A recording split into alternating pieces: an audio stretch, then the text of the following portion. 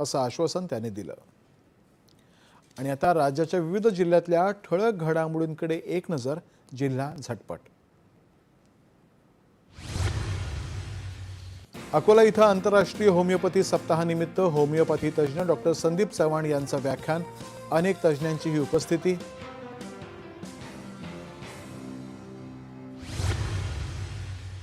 पावसाची शक्यता लक्षात घेता चंद्रपुरात प्रसिद्ध देवी माता महाकाली यात्रा भाविकांच्या निवासासाठी जिल्हा प्रशासनातर्फे 23 शाळांची पर्यायी व्यवस्था। जालना शहरामध्ये विक्रीसाठी आलेला 21,60,000 रुपयांचा अवैध गुटखा पोलिसांनी केला जप्त, एक जण पोलिसांच्या ताब्यात।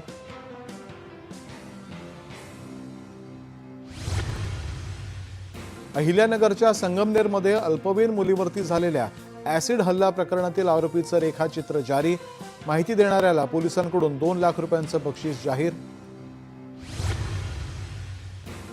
जालना इथल्या मंठा इथं भर दिवसा ट्रॅव्हल्स गाडीवरती हल्ला, स्कॉर्पिओ गाडीतून आलेल्या 2 अज्ञातांचा कोयता आणि दगडांनी झाला हल्ला।